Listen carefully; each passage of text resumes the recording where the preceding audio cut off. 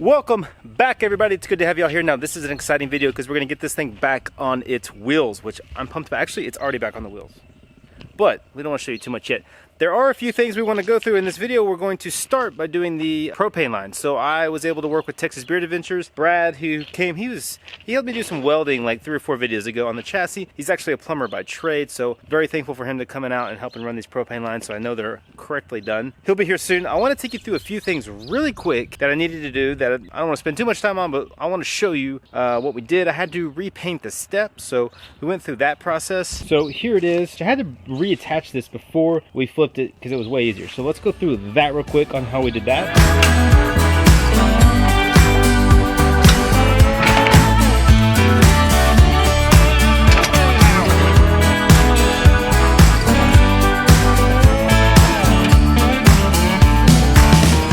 Okay, so the step works. It's in there. It's really ugly looking right now, but we're going to take it all back out and clean it up and try to make it as nice as possible.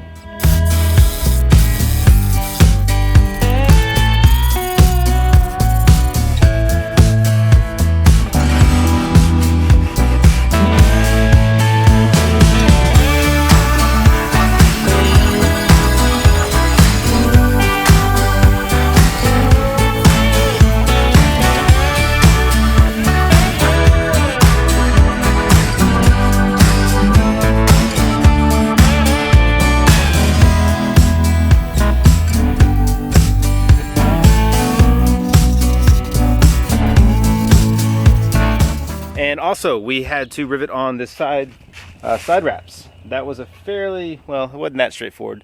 We'll take you through that to start the video, and then we'll hit the propane lines, and then we'll get this. Well, you'll see how we flipped it. It's already been flipped, obviously, but we're going to flip it in this video. So let's just jump right in and get started.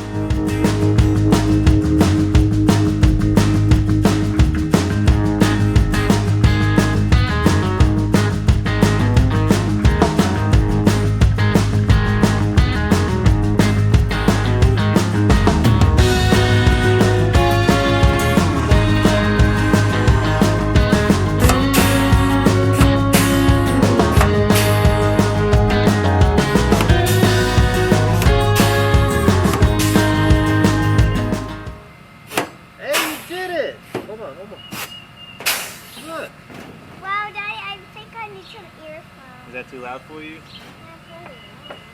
So I'm kind of second guessing myself a little bit on if I have enough length for this side wrap to get all the way down. It has to wrap all the way around, which you can't really do without working it down with these rivets. You know, this is a little bit thicker aluminum than I used. It came off the trailer. But man, I think we might be a little bit short, unfortunately, which is not a good thing at all. Okay, so I'm running into more problems with this, and I really wish I would have caught this before I went through and put a line of rivets in this. This is about 1 inch too short, so when you start wrapping this, which is hard to do, I can't do it with the camera, but this needs to wrap around and hang about 1 inch past your plywood. That gives you the C-channel to sit right in there, so that gives you a spot. That's the top of your plywood right there, that little step on the C-channel. So this is where you're going to be riveting to. You can see all the holes where both the belly pan, belly wrap, and the actual trailer, actual shell connect to this. Right now, when I wrap this around where I'm at now, it hits right about at that step. So it's just the length of the plywood. So there's nothing to attach to. There's no overlap over your shell. It flat out will not work. There's no way I can make that work. The way I got that measurement to begin with is I just went off the old aluminum. It had a line where the old paint ended, so I just assumed that's what it was. It was about 3.5 inch overlap. So this is going about 3.5 inches underneath, which is a lot. I have plenty to work with. The downside is, as I got to pull this out 1 inch, I'm going to put all these holes. There's going to be all these holes that I've already drilled in the aluminum. I have to fill all of them. And then I have to recut this one. I'm going to have a huge gap down there where it meets the frame, so I might have to hopefully I got the material to remake this, but I got to drill it all off, unfortunately, and redo it. Huge bummer. I wish I would have caught it before I got into this.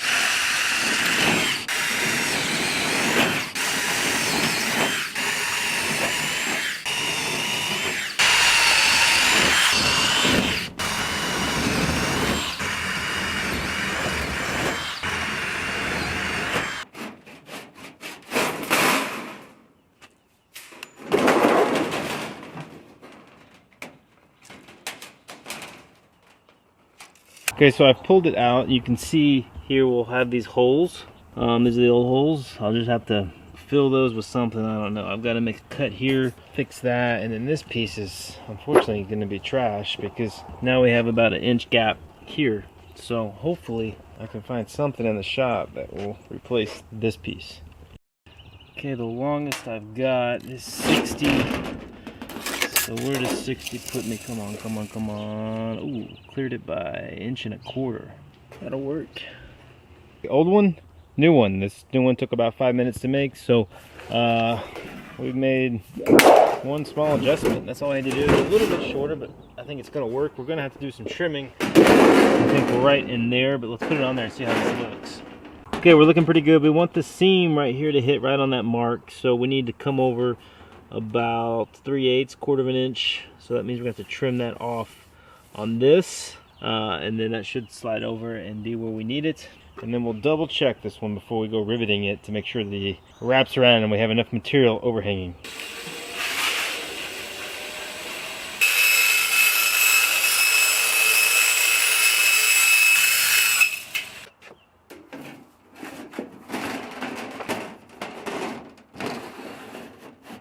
Okay, so luckily we had the extra piece of aluminum. You can tell there's just barely a little bit of overhang, but enough to get a rivet there. A few rivet holes here that aren't pretty, but it's my trailer, so I can live with that.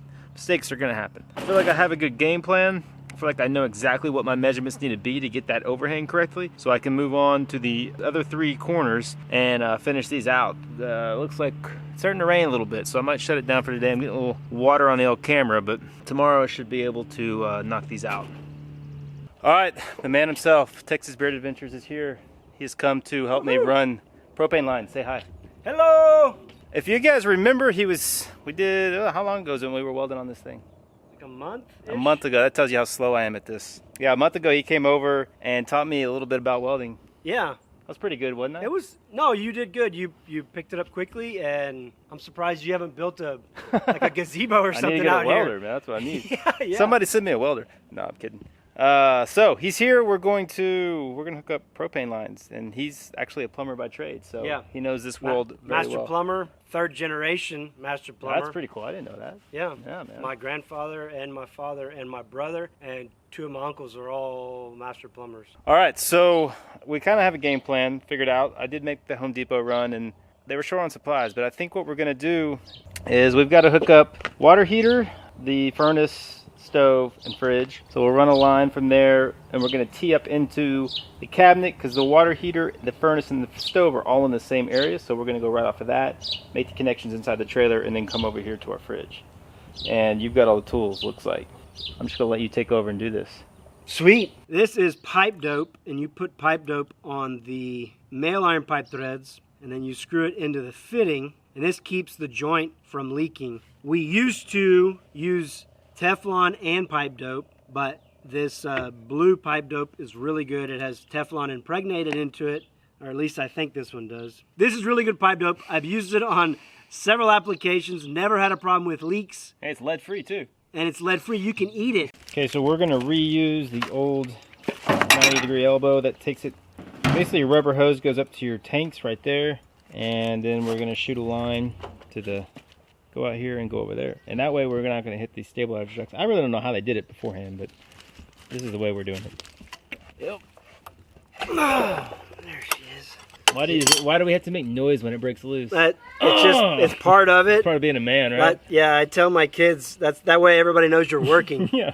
Can you go, Nice. There you go. All right, we got 77 and a half. 77 and a half. That's our cut piece. Yeah. It does have super.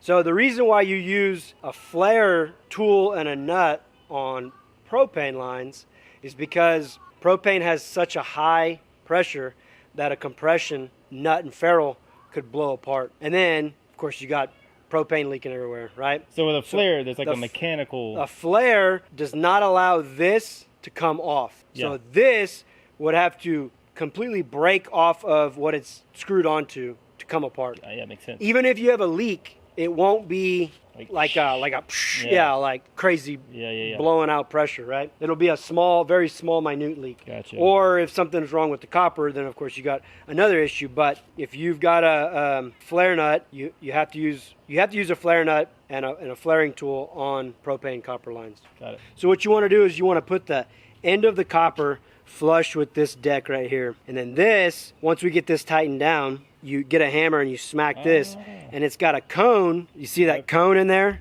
And that actually goes down. So you hit it with a hammer, and that cone right there smashes the copper, and it flares it out. When in doubt, just get a bigger hammer. So with your channel name Texas Beard Adventures, you're pretty much committed to a beard for the rest of your life now, right? That's what my wife said. She goes, why couldn't it be called Texas Mustache Adventures or Texas Goatee Adventures? Does she prefer a mustache over the beard? She prefers a goatee. Yeah. She's not crazy about the beard. We are set up, ready to go. Okay? Let's do it. All right. Oh, sweet. Anyway, so that's the inside there. That's why you want to use this on propane. Yeah. We got 13, call it 13.6. I think that would probably be okay right there, Andy. Okay.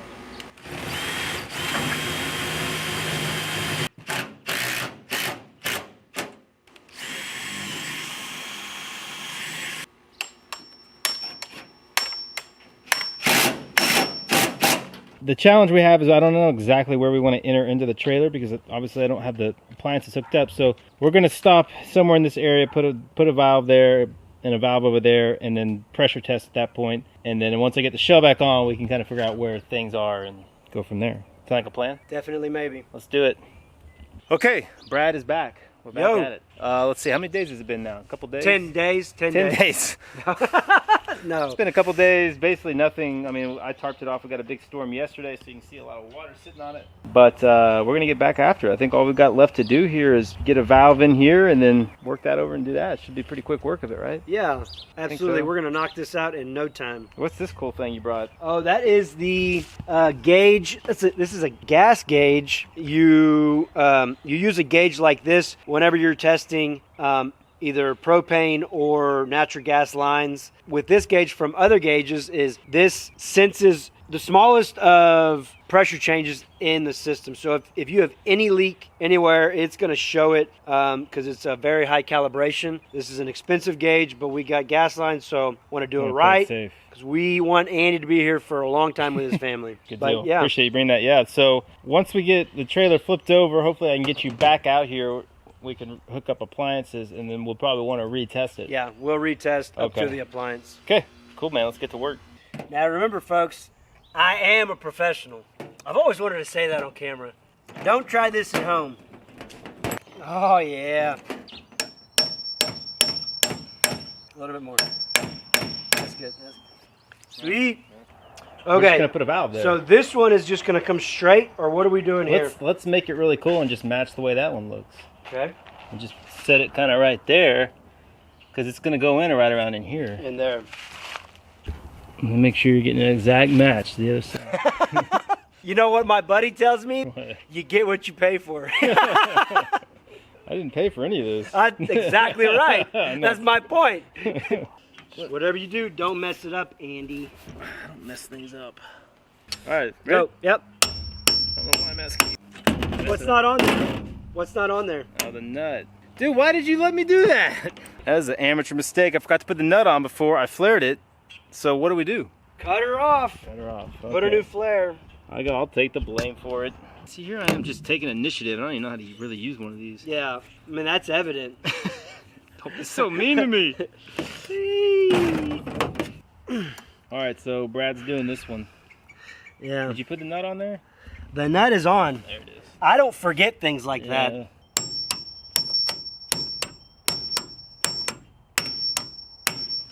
I need one of these. More, please. There you go. Yes, sir. Thank you. Let's see, just tighten this nut up here.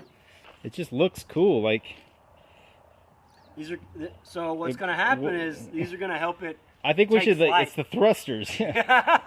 We just built a rocket ship. That's correct. Yeah. Kind of looks like a rocket ship. It's kind of cool, yeah.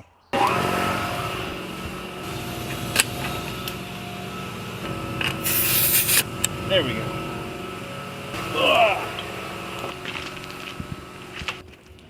So this is our tattletale here, right? And that'll tell us, after we get the pressure set to where we want it, we'll set this red tattletale on it, and it will tell us if it's dropping at all.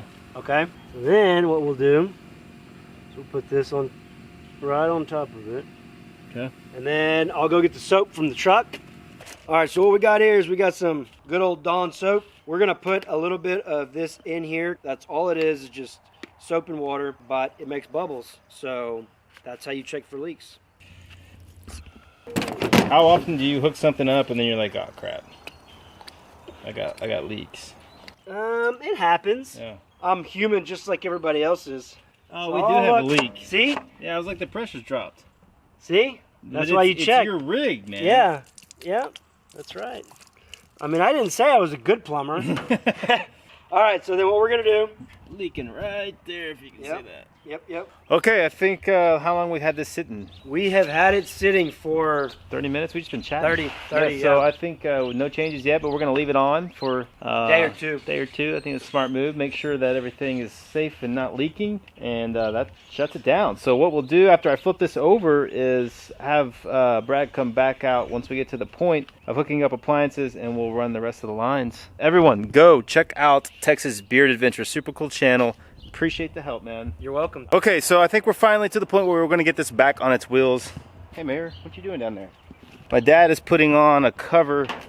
We made this really cool aluminum cover to go around the pipe. There was a giant hole and water was going to get in, so this just kind of covers it. And then the back side of that is painted, so it's not in direct contact with the galvanized. So that should work. I think we got everything lined up. If we don't, we'll just be crawling under the trailer to do the rest of it. I'm okay with that because I'm ready to get this back on the wheels. When we flipped it the last time, we were able to wrap straps around the frame, but now we got aluminum there. So I've got these eye bolts bolted to the frame, going up to our crane. And then obviously at the front of the trailer, we'll hook up to the tongue, do the same thing we did. This would be the third or fourth time we flipped this, and it's been sitting upside down now for a couple months. So I'm excited to get it back around on its wheels. And then the next step is to lift the shell and get it on the chassis. So this is exciting.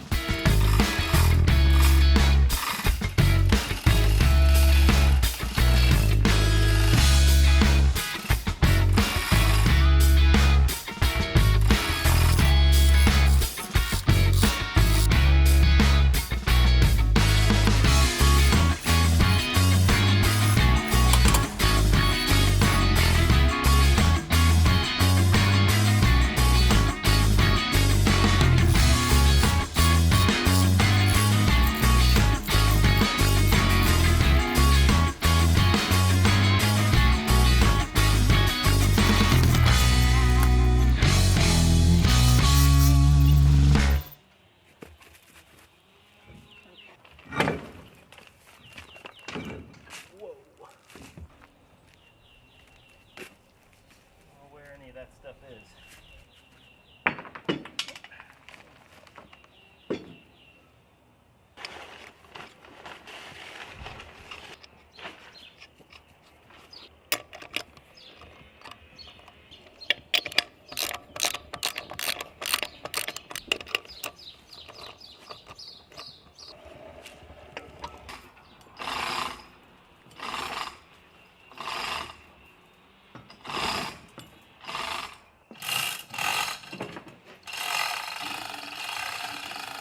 Okay, so it is flipped over and it feels really good. That was scary, I'm not gonna lie. We got the straps crossed wrong way, so I had to actually drop the frame down on the tires, move a strap. For a while there I was a little worried we were gonna drop this thing, but we got it, and it's on wheels and it's awesome. It feels great to be at this point. It's been sitting upside down for a couple months, so I'm pumped to have it back upright and moving forward with this. A little bit of water damage, just gonna live with it. One thing to note is all that damage happened on the seams, so I didn't put any epoxy on the seams. I epoxy everything else. So for those of you who are doing a restoration, you might as well epoxy the seams, although it didn't help that this thing basically sat here and got rained on for 2 months. Even though I tarped it, it still was catching moisture and a bunch of that stuff. So if that hadn't been happening, I don't think it would have been an issue. Next up, we've got to put C-channel all along, reapply all the C-channel on the plywood, and I've got two Vista windows to still put in that on the shell, and then this thing's ready to come together. Next video, we will be putting the shell on. I promise you, and I cannot wait. I'm so excited to get the shell back on and start moving forward with the interior. Don't forget, we got Argosy tees, so if you want to go get your t-shirt, we got a couple different styles. Hope support the project, hope you keep it moving along. Appreciate you guys tuning in, and we'll see you next time. June and Johnny, guess what? What? Y'all want to get on the camper? Yeah! Isn't that like fun? First time, look, the steps are right there. You just walk right on up.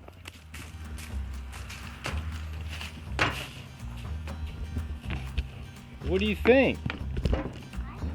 Oh, it does feel a little sketchy. Wow! Do you like it? Yes. It's kind of bouncy.